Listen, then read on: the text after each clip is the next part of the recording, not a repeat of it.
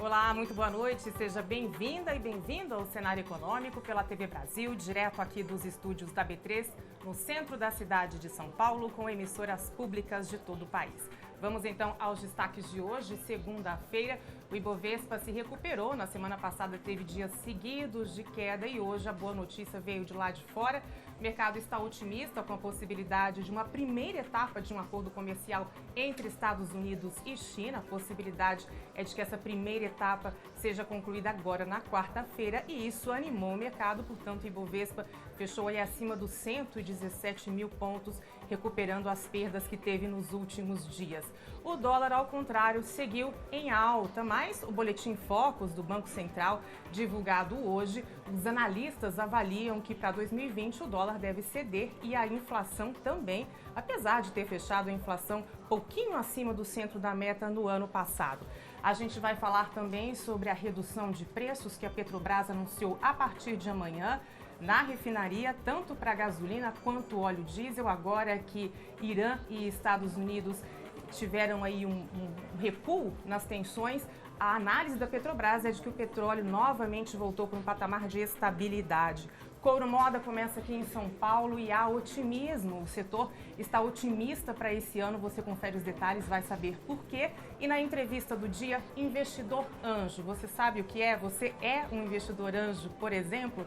A gente te explica por quê. A boa notícia é que com Selic em baixa e possibilidades mais difíceis de investimento, investidor anjo é uma opção para você fazer o seu dinheiro render mais. O cenário econômico está começando.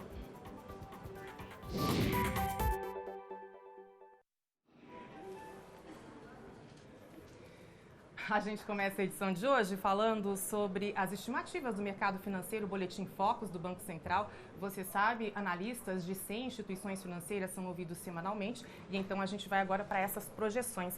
Vamos dar uma olhada nas telas, nos números que nós temos, como eu disse no início, e expectativa, a previsão do mercado é tanto de inflação quanto de dólar mais baixo para 2020. Vamos então dar uma olhada nas nossas telas para saber as novas projeções. O IPCA passou agora, na avaliação do mercado, para 3,58%. Na semana passada, estava em 3,60% e há um mês também 3,60%. Como eu falei no início, em 2019, o IPCA, que é o índice oficial que mede a inflação no país, fechou em 4,31%, portanto, acima do centro da meta, que no ano passado era de 4,25%, e fechou, portanto, nesses 4,31%, maior patamar de inflação desde 2016. Agora o mercado, então, faz esta avaliação de que a inflação deve seguir baixa no ano que vem, 3,58%, e até uma análise, inclusive, no sentido de que os mercados emergentes, e aí incluído o Brasil, tem possibilidade de ter uma política monetária mais frouxa ainda no início do ano, o que possivelmente ajuda a puxar o crescimento da economia global, já que os países centrais não são capazes de puxar este crescimento.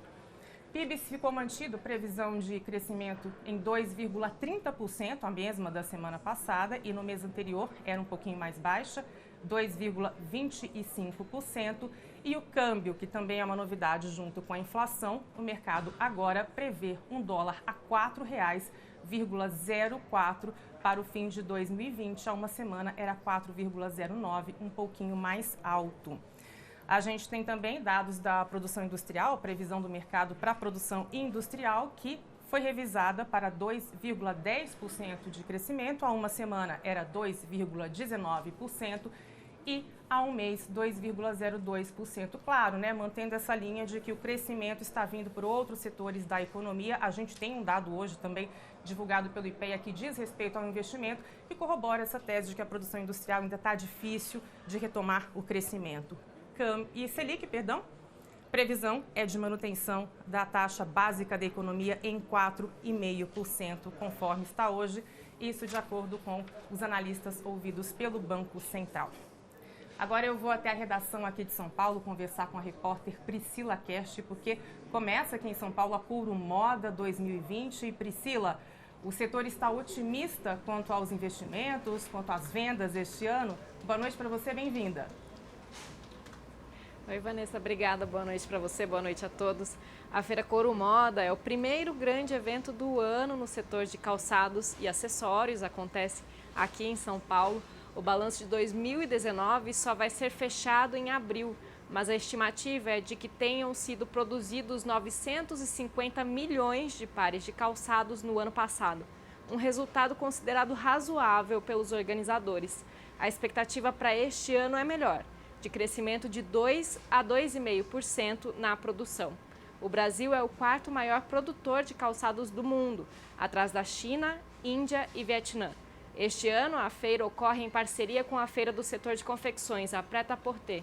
A expectativa para o evento conjunto é que sejam fechados negócios que vão corresponder a 35% do movimento nos setores ao longo dos próximos meses do ano. Vanessa.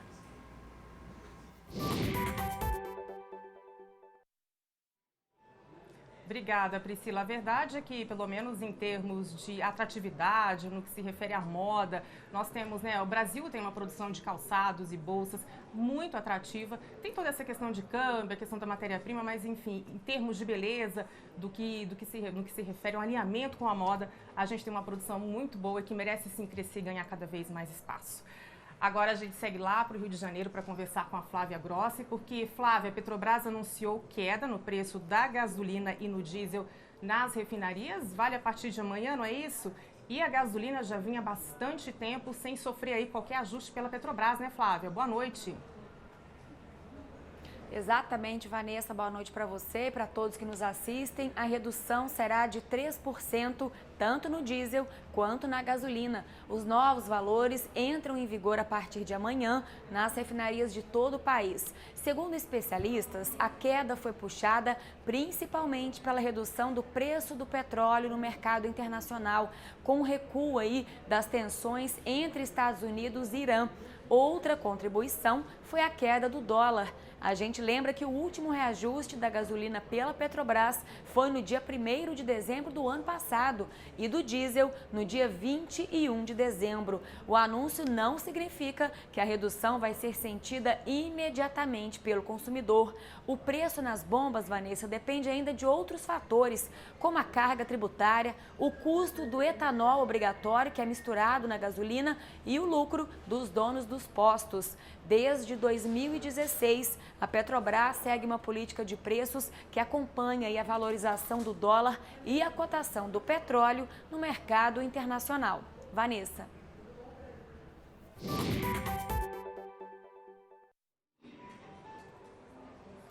Obrigada, Flávia. Eu disse aqui para a Priscila bem-vinda, esqueci de dizer para a Flávia, mas claro, Flavinha é sempre muito bem-vinda aqui no cenário econômico. Bom, a Petrobras, o governo, já disseram que vão manter essa política de não fazer intervenções no mercado, deixar os preços mais ou menos que flutuando de acordo com o mercado internacional, mas é claro, é preciso fazer aí algum ajuste eventualmente. A decisão da Petrobras, ao que tudo indica, foi de esperar as tensões se acalmarem lá fora no que se refere a essa possibilidade, o que se referia à possibilidade desse conflito Estados Unidos e Irã. E agora que os preços ficaram mais estáveis, essa decisão, então, de fazer este repasse, de autorizar a queda nas refinarias, mas já com as temperaturas, com as tensões mais baixas.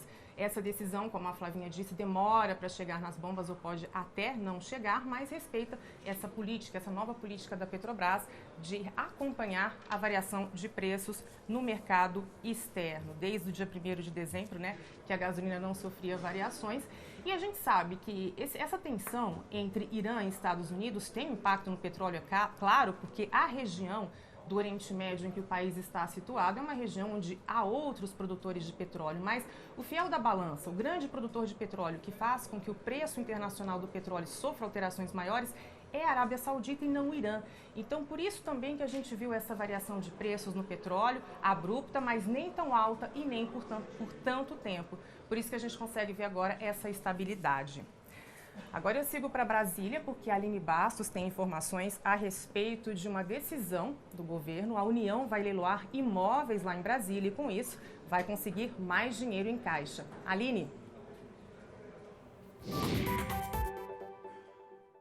Oi, Vanessa, olha só, são ao todo 4 imóveis aqui no Distrito Federal. Trata-se de um apartamento na área chamada Octogonal e de 3 casas no Lago Sul. São áreas nobres aqui de Brasília. Os leilões estão marcados para o final do mês, nos dias 28 e 30 de janeiro. As propostas e toda a documentação devem ser apresentadas até às 4 horas da tarde dessas 2 datas. E a abertura dos envelopes vai ser feita 10 minutos depois. 4h10. Então, quem tiver interesse, quem quiser participar dos lances aí desse leilão, pode ver mais informações, além dos editais, no site que aparece aí na sua tela, imóveis.economia.gov.br. Agora, quem pode participar? Pessoas físicas, pessoas jurídicas, inclusive em consórcio, desde que façam pagamento da caução e apresente todos os documentos. Servidores do Ministério do Planejamento não podem participar como licitantes. O Ministério da Economia pretende arrecadar 267 milhões de reais com essa venda. Os detalhes foram publicados hoje no Diário Oficial da União. Eu volto com você aí, Vanessa.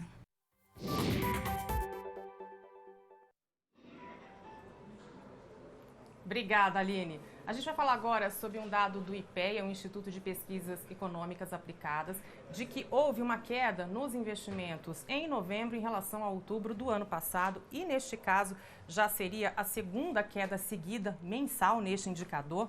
A gente tem os dados, então, vamos colocar aí na tela. Esse indicador avalia essa chamada aí formação bruta de capital fixo, que você que acompanha o cenário econômico já sabe o que significa, é investimento. E nessa formação bruta de capital fixo estão máquinas, construção e outros. E esse outros inclui, por exemplo, pesquisa. Então, lá na comparação de novembro para outubro, houve essa queda de 1%, como eu disse, o segundo resultado negativo. E na comparação, novembro de 2019 com novembro de 2018, uma queda ainda mais acentuada, 1,8%. Essa queda fez com que em 12 meses, portanto, em praticamente um ano, o índice desacelerasse, o que significa que a gente está tendo menos investimentos na economia e o resultado é que tende a haver pelo menos no que se refere à produção industrial, por exemplo, um resultado ainda pior. Essa queda foi puxada, a gente vai ver aí no segundo índice, máquinas e equipamentos, de novembro para outubro, uma queda de 4%, e essa queda foi puxada principalmente pela importação de equipamentos para a produção. Então, a gente está falando aqui de máquinas e equipamentos para a produção do país. No que se refere à produção interna, houve até um crescimento na produção desses itens que vão para a produção de outros bens, de outros produtos, mas essa queda de 5% na importação foi que puxou o índice para baixo de um modo geral. Na comparação com o mesmo período, 6,7% na comparação com 2018. Construção cresceu um pouquinho, 0,5%, isso depois de uma queda ocorrida em outubro.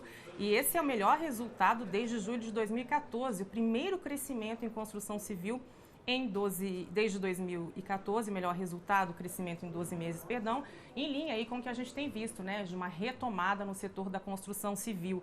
E em relação a 2018, crescimento de 0,6%. Esse outros que inclui pesquisa, por exemplo, para investimentos, alta de 0,4% e na comparação 18 com 19, 13,9% também de alta. Eu volto agora a conversar com a Priscila Cash, porque lembra o fechamento daquela fábrica da Ford em São Bernardo do Campo, uma fábrica importante que durante muito tempo gerou empregos, movimentou a economia. E o fechamento da fábrica resultou sim em demissão. Havia a possibilidade de que a Caoa, o grupo chinês, comprasse essa planta desta fábrica, mas hoje o governador João Dória confirmou que de fato o grupo não se interessou pela planta. É isso, Priscila? Foi isso, Vanessa. Foi durante a abertura da Feira Corumoda, da qual a gente já falou aqui, que o governador de São Paulo, João Dória, deu uma coletiva de imprensa e disse, então, que o Grupo Caoa desistiu da compra da fábrica desativada da Ford em São Bernardo do Campo, no ABC Paulista, porque o espaço físico foi considerado pequeno para o investimento que seria feito. Uma outra área dentro do estado deverá ser escolhida para a implantação de uma nova indústria da sócia brasileira, a Caoa, com um fabricante chinês, a ser anunciada ainda em 2020. O governador revelou que existem 2 outros grupos empresariais chineses em tratativas com a Ford, tentando adquirir o espaço em que a fábrica funcionou por mais de 60 anos. À época do anúncio do fechamento da Ford, ainda em fevereiro do ano passado, A venda da planta, em uma negociação mediada pelo governo estadual, estava vinculada à preservação dos empregos. Mas o fechamento em outubro representou a demissão de 650 funcionários da linha de produção. Vanessa.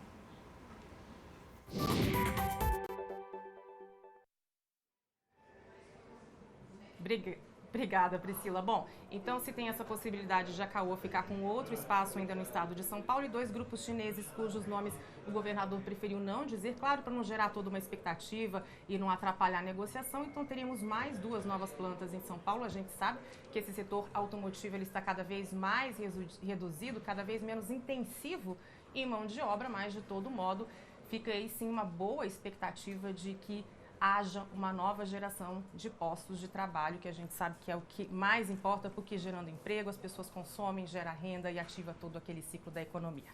Vamos então para o fechamento do mercado financeiro, vamos saber como é que fechou hoje o Ibovespa. Temos as telas, Ibovespa, como eu disse, fechou em alta, acima dos 117 mil pontos.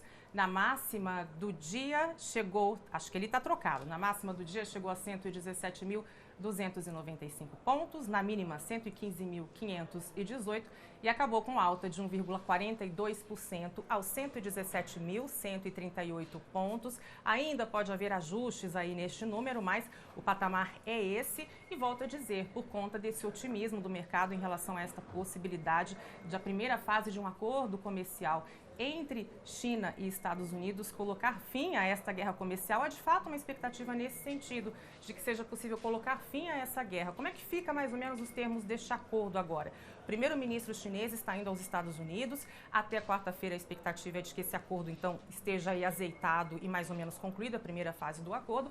Estados Unidos se comprometem a tarifar menos as importações chinesas e os chineses se comprometem a comprar mais produtos agrícolas dos Estados Unidos.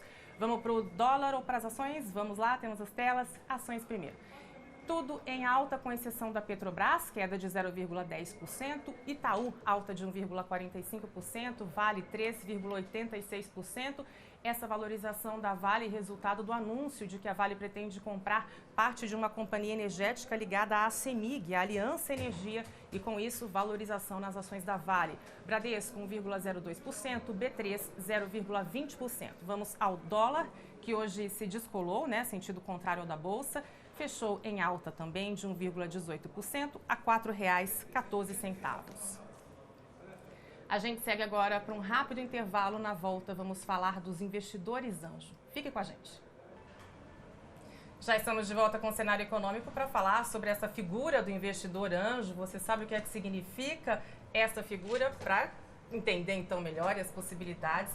É uma possibilidade de investimento, né, com a taxa Selic em baixa. Eu converso com o Jad Antum, que é diretor do GV Angels. E, na verdade, obrigada pela sua presença aqui, seja bem-vindo. Eu que agradeço.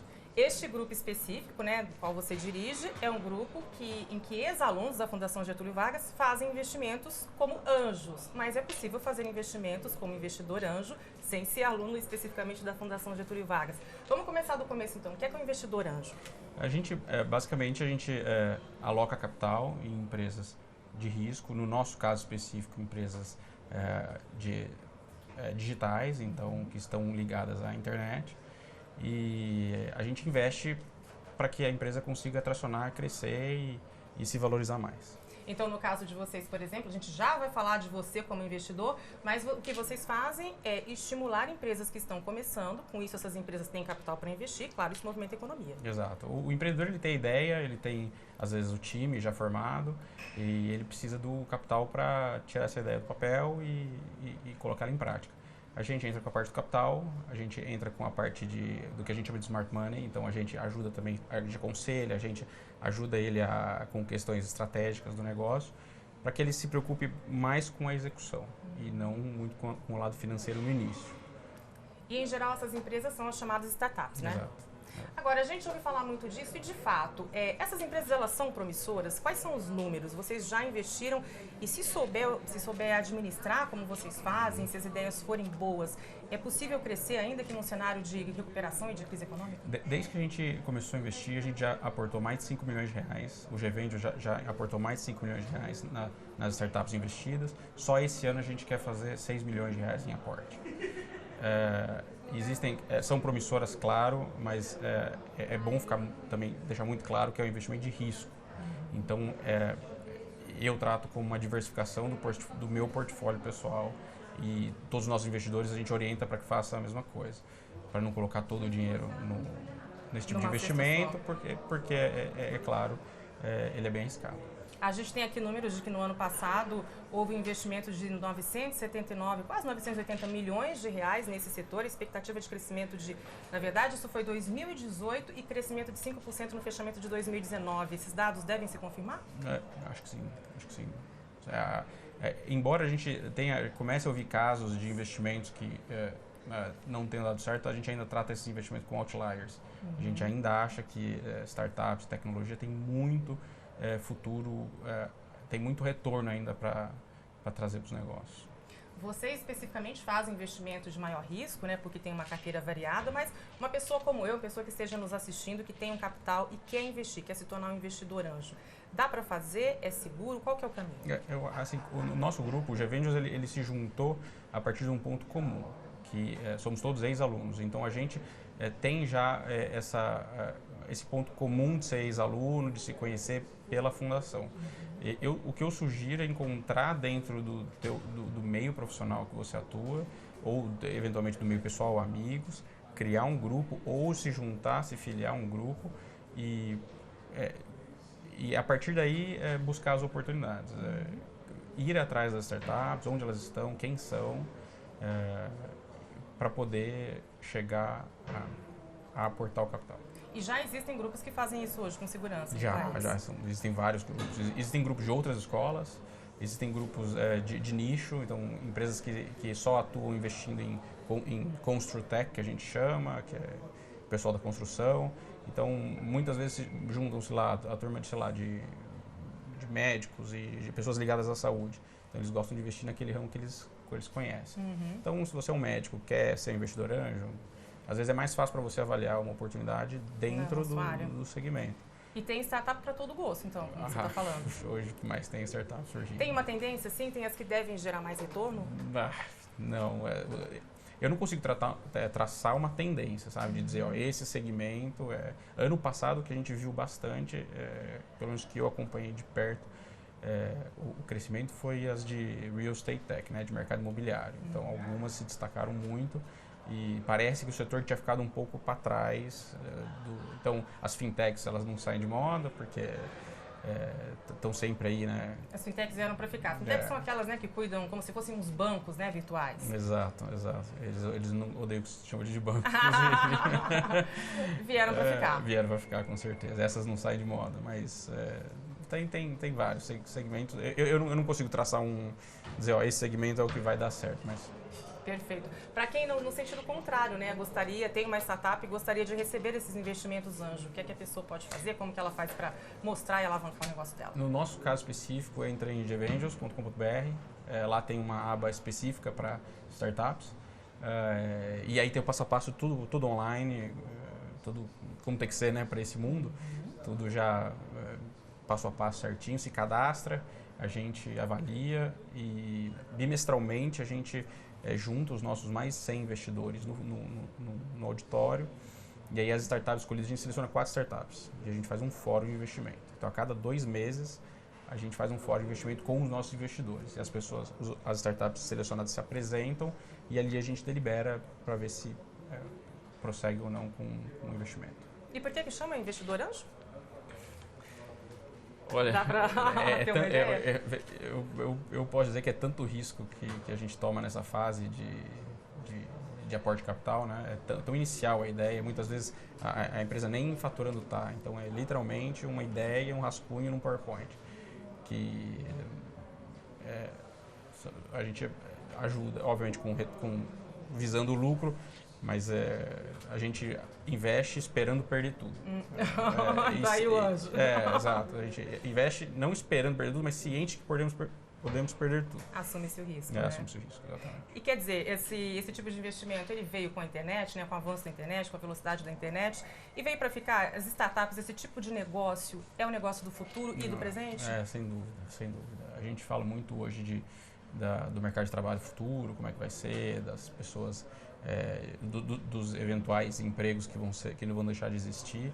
E a gente acredita muito que para os que vão deixar de existir, vários outros vão se abrir, e esses que vão se abrir estão ligados ao mundo digital, com certeza. Passa por aí. Obrigada por sua presença aqui. Até a próxima. Eu agradeço. Obrigado a você.